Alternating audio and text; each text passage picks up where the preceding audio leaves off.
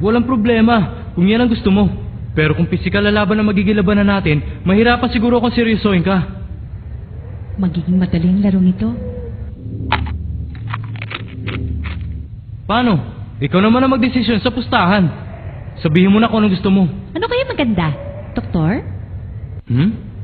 Ang gusto ko'y pumusta ka kung isa kang babae o lalaki. Ano sa palagay mo, Doktor? Ano? Siya ang kriminal na walang ginagamit na armas. At masama ang tama ng babaeng yan. Siya ay si Leroux. Sigurado magiging masaya to. Sa likod ng napakaganda mukhang yan ay marami nang nabaliw at nagpatiwakal. Ang kanyang sentensya ay 120 taon na pagkakakulong. Maaring ang posible ang sinasabi niya. Pero para sa akin, mukha pa rin siya babae. Hindi, Gon. Dahil minsan ay niloloko tayo ng sarili nating mga mata. Iba't ibang uri talaga ng tao makikita mo rito. Hindi naman siguro nagpapalit ang taong to. Ano nang gagawin mo ngayon? Makikipagpustahan ka ba sa akin o hindi? Siyempre, makikipagbustahan ako. Pero, sakali magkakamali ako, paano mo naman mapapatunayan sa akin yun? Maaari mong inspeksyonin ng lahat ng gusto mo makita. Pwede mo rin pag-aralan kung gusto mo. Okay ba, Doktor? Ha? Pupustahan ni Leorio na ang taong yan ay lalaki. Tama. Ano? Bakit naman? Sige, 10 oras, lalaki. Sinabi ko na nga ba? Hindi mo lang siya nag-isip, oh. Ang daya nyo! Bakit nyo alam na yun ang pipiliin niya?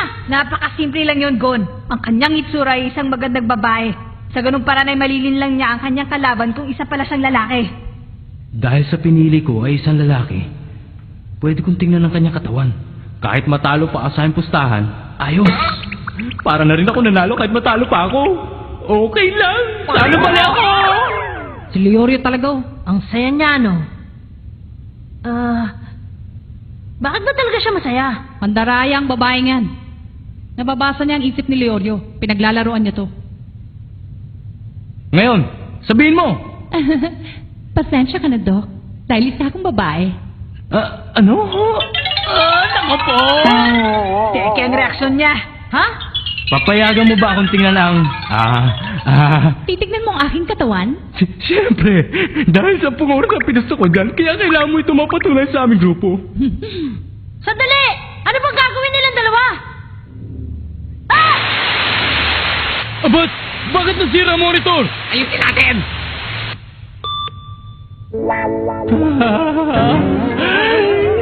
Ay, nagkamali ako. Pahamak talaga siya. Natalo tayo ngayon sa larong ito. Nagmadaling pumili si Leorio kahit hindi pa niya napagmamasdang mabuti ang kaanyuhan ng kanyang kalaban. Sa sugal, kapag hindi mo ginamit ang iyong isip, sigurado matatalo ka. Lalo na kung hindi mahalaga sa iyong ikaw manalo. Kung magsalita ka, para wala kang pakialam. Kapag natalo pa tayo, siguradong wala ng pag-asa. Kapag nangyari yun, hindi lamang tayo matatalo sa laro nilang ito. Makulong pa tayo sa loob ng 50 oras. Tama. Dahil ang lugar na kinalalagyan natin ay nasa pinakamataas na kwarto ng toring ito. 60 oras na lang ang natitira. Para makalabas tayo. Kapag nabawasan ng 50, 10 oras na lang. Si Leorio! Hindi ako dapat nagpapakasya dito. Dr. Leorio. Ha? Ngayon, ikaw naman ang magdedesisyon kung anong laro natin. O ano, Doktor? Tigilan mo nang ang pagtawag sa akin ng doktor. Nagsimula na. Ano? Bilisan mo na. Ang mga ngiti niyang ganyan. Kahit ako'y nanginig. Kahit sino pa sa mga kriminal na ito ay walang maglalakas ang loob na lumaban kay Leroux. Kaya sinisiguro kong hindi ka uubra sa babaeng yan. Ang tingin ko sa lalaking ito, masyado niyang pinahahalagahan ng pagkakaibigan ng pagtutulungan ng grupo. Sa madaling salita, iyon ang kanyang kahinaan. Madali siyang maloko pagdating sa kagandahan. Kaya naman wala siyang magawa dun sa pustang binigay ko sa kanya kanina. Totoo namang maganda akong babae. Kaya lalo siyang mahirapan. 10 oras na lang ang natitira para makalabas. Hindi ko na yun dapat ipatalo. Pero wala akong maisip na laban na sigurado mananalo ang aming grupo.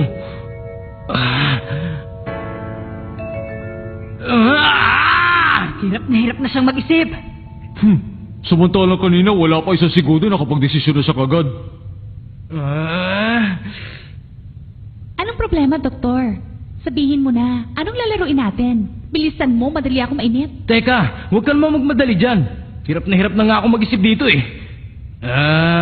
Ibang klase. Doktor ka pa naman, isang laro lang, hindi ka pa makapag-isip. Tumahimik ka!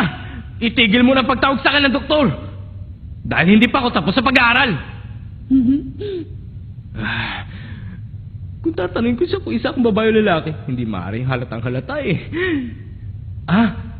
Paano ko si Karabi ka mahalata kaya niya? Bakit ka na lang tingin sa akin ni Leorio? Gaano katagal mo pa ako paghihintayin? Madali lang yan, tanungin mo kung tungkol sa iyong sarili. O baka naman hindi mo rin alam kung sino kang talaga at kung ano ang tunay mong kakayahan, doktor. Ano? Baka naman gusto mong ako pa ang magsabi ng impormasyon tungkol sa'yo. O sige, pero titignan muna kita sandali bago ako magsalita. Sa itsura mong pinakita sa akin ngayon, marami na akong nalalaman, Leorio. Tingnan nyo, kakaiba na ang itsura niya. Nakakatakot. Kahit pilitin mo maging malupit, ang katotohanan ay mabait ka at patas. Kahit mukha kang masayahin, meron ka ring mapait na alaala na itinatago sa iyong isip. Siguro responsable ka sa pagkamatay ng isa sa iyong mga pasyente. Mukha yatang itumbok ang iyong sekreto. At ang taong yan ay maaaring ang iyong kaibigan. Huh? Tama ba? Siya ang iyong kaibigan. Nasawi ang iyong kaibigan ng dahil sa kapalpakan mo. Mali ka! Hindi ko kasalanan ang pagkamatay niya!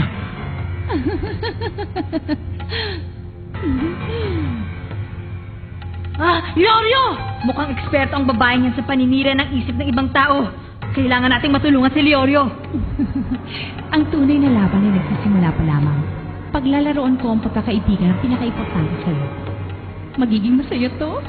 Ikaw naman ang aking pasyente ngayong doktor. At ako naman ang iyong manggagamot. Siguradong mapait ang iyong magiging katapusan. Sa gagawin ko'y baka tumalon ka pa dito sa itaas para matapos sa iyong kabaliwan. Tumigil ka! Pinagtatawanan ka ngayon ng iyong pumanaw na kaibigan, Leorio. Dahil nag-aksaya ka lamang ng 10 mahalagang oras para malaman kung talagang babae ako o hindi. Dahil sa kalokohan mo, ang lahat ng iyong kaibigan ay madadamay sa iyong pagbagsak sa Hatter exam. Tumigil ka na! Sabihin mo nga sa amin, paulit-ulit ka na lang ba magkakamali sa iyong buhay, Leorio? Baka pati ang mga bago mong kaibigan ngayon ay gaya mo doon sa isang pumanaw. Tingnan mo ang iyong mga kasamahan. Hindi ba't ganyan ang mata ng iyong kaibigan bago siya pumanaw? Ikaw may kasalanan. Hindi sila makakapasa ng dahil sa iyo, Leorio. Tama na! Wala na siyang magagawa, kontrolado na ang kanyang isip. Huminahon ka! Leorio! Malaki ang tiwala naming lahat na kaya mo kaming iligtas! Totoo yan! Hindi kami magtatagumpay sa laban na to kung hindi ka namin kasama, Leorio! Palagay ko sa oras na to, wala na siyang naririnig na kahit ano. Leorio! Leorio! Para siyang daga na pinaglalaroan ng pusa. Ngayon, ano yung tatanong mo, Leorio? Ang itatanong ko ay...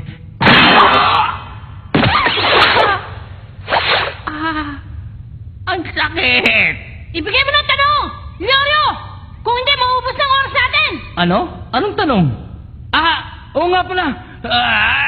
Gon, sa susunod, huwag mong masyadong lalakasan. Wala talaga akong maisip na tanong. Bahala na! Swertehin na lang! Maglaro na lang tayo ng Jack and Poy! Magpupustahan na lang tayo ngayon sa laro ng Jack and Poy. Payag ka ba? Jack and Poy? Siguradong wala na talaga siyang ibang maisip para manalo.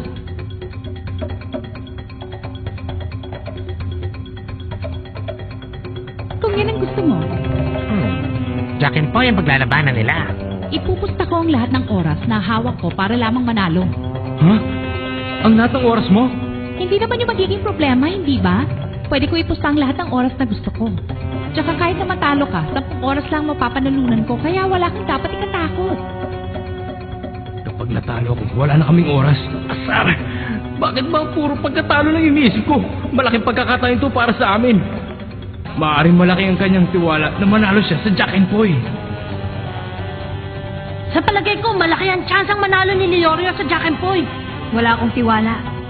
Dahil ang larong Jack and Poy, kailangan ng matinong isip. Matinong isip? Hindi na kailangan yun. Maglalaro ka lang naman eh. Kapag iisipin mong mabuti ang laro, ang tsansa mo para matalo ay 1 sa 3. Ang natitirang 2 ay maaari mong ikapanalo o magtabla. Kaya naman, ang tsansang manalo ng bawat manlalaro ay halos 70%. Pero, ang problema ay pareho silang dalawa. Tama ka. Kaya lang, delikado tayo. Dahil walang ibang taong pwedeng lumaban dyan kundi si Leorio. Kayong dalawa, simulan nyo na ang laro. Isa, dalawa!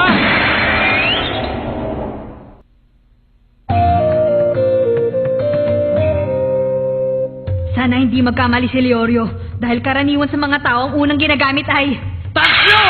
gunting.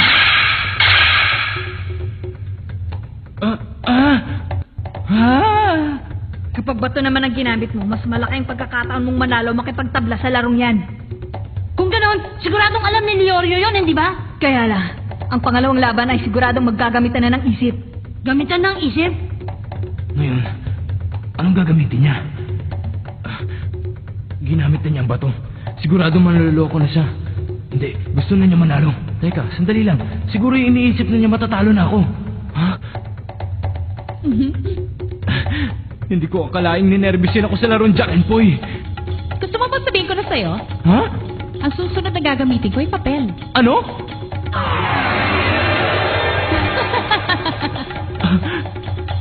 Nagsisinungaling ba siya o nagsasabi ng totoo? Alin sa dalawa? Hindi ko mabasa ang laman ng kanyang isip. Leorio! Gamitin mo ang gunting para manalo ka! Tumahimik ka dyan! Di ba gunting ang tatalo sa papel? Mabuti pang tumahimik ka na lang dyan! Ano ba talaga? Papel ba to o gunting? Ano? Handa ka na ba? O sige, heto na ako. Isa, dalawa, tatlo!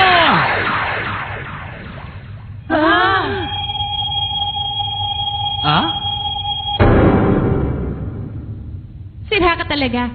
Sinabi ko naman na papel ang gagamitin ko. Natalo ko. Sayang! Sinabi ko naman sa'yo kanina na gunting ang gamitin mo. Kung titignan mo lang ang resulta ay tama ka. Pero kung ikaw ang naglalaro at hindi ka sigurado sa iyong gagawin, ay lalakas ang loob ng iyong kalaban at malamang ay natalo ka. Isa pa rin masyado na siyang nalito. Dahil sinabi ng kanyang kalaban ko anong gagamitin niya. Nagpaloko ka. Alam kong hindi mo gagamitin ng gunting dahil sinabi ko ng papel ay panlalaban ko. Masyado na rin napagod ang isip ni Leorio kanina dahil hindi niya alam kung paano siya mananalo. Malamang yun ang dahilan ng kanyang pagkatalo. Kung ganon, kinain pala siya ng buo nung mukhang makukulam na babae nga.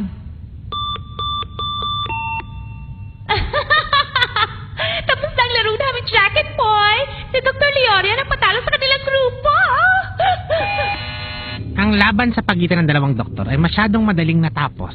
Ngayon ay patas na ang putos ng dalawang grupo. Hindi lang yun. Magbabayad pa tayo ng 50 oras dahil sa pagkatalo natin sa pustahang ito. Paano yan, Kurapika? Ilang oras na lang ang natitira sa atin? Mahigit na 9 na oras na lang. Ha?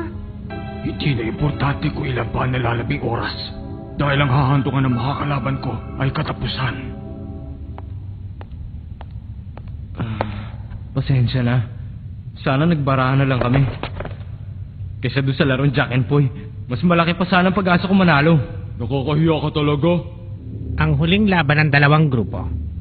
Ang mga manlalaro ay... Teka, sandali lang. Sino na lang ba natitirang lalaban sa ating grupo? Ako yun. Ha?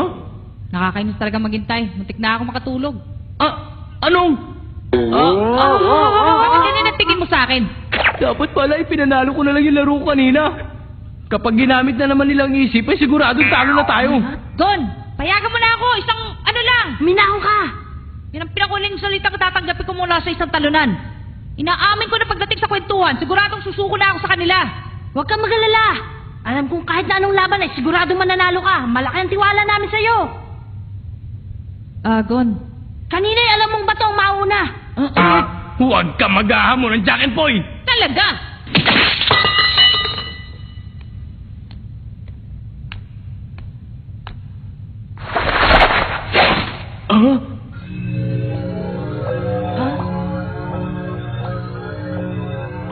Kiluwa. Ang taong yan ay walang iba. Kung hindi si Janice. Si Janice?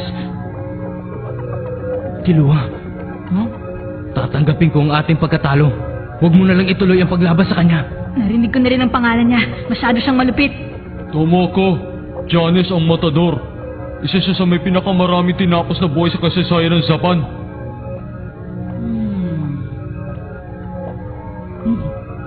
Talaga?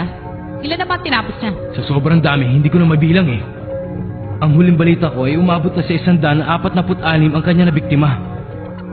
Kapag nakita mo ang katawan ng mga taong yun, siguradong hindi ka na makakatulog. Hiwa-hiwala yung mga parte nito kaya hindi na nila makilala. Hanggang sa dumating ang araw, tinawag na lamang siyang Janice, ang pinakamalupit na matador. Noong araw na siya'y makita at maaresto ng mga alagad ng batas, si Janice ay hindi man lang nagpakita ng pagtutol sa mga opisyal na dumampot sa kanya. Pero, noong pinandar na noong pulisi yung sasakyan para dalhin siya sa bilangguan, ay bigla na lamang... Masyado siyang mabilis kumilos. Kaya kanyang tapusin sa isang iglap na hindi mo namamalayan. Walang sino man na makakapantay sa pambihirang kakayahan ng kanyang mga daliri. Si Janice ang pinakamagandang koleksyon na nahuli ko mula noong ako'y maging isang blacklist hunter. Huh? Ibang klase. Nadurog niya yung simento. Pambihirang kakaya ng kanyang kamay. Ngayon nakita mo na. Kaya hindi mo na kailangan makipaglaban sa isang baliw na katulad niya. Marami pang pagkakataon para maging hunter. Sana ay maintindihan niyo ako sa pakiusap ko. Kailangan na talaga natin sumuko ngayon. Meron ba tumututol? Kilua! Sandali! Kilua! Huwag! Huwag niyo ako pigilan. Ngayon pa lang nagsisimula ang kasiyahan sa larong to. Papakita ko kung paano ako makipaglaro. Kilua! Ano makikipaglaro? Nasisira! Gon! Wala kang dapat ipag-alala. Magtiwala ka kay Kilua. Para kay Kilua, isa lang itong laro. Sinabi na nga kung anong kakayahan ni Janice, hindi pa rin sila nakinig. Bahala na kayo.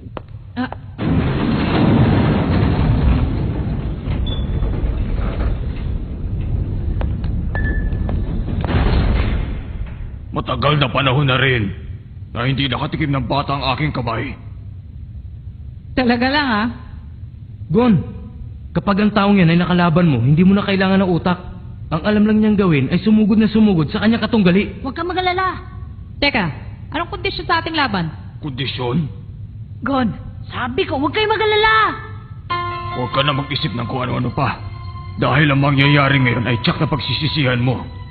Wala akong interes sa pagsusulit o kalayaan. Ang gusto ko lamang ay pulbusin ang iyong katawan. Yun lang ang wala ng iba. Ang dapat mo lang gawin ay umiyak sa sakit na mararamdaman. Sige, kung ganon, ang laban natin na ito ay hanggang katapusan. Kilua, huwag ka nang lumaban. Kilua! Sige, kung yan ang gusto mo. Ha?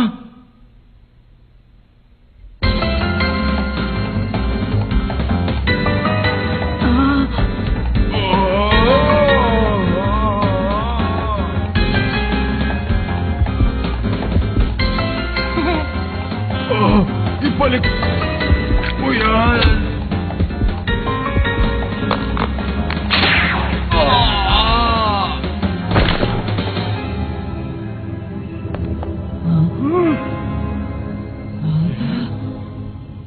Paano ba yan? Tatlo na ang panalo namin. Sigurado naman palalampasin niyo kami dito. Oo, nanalo kayo.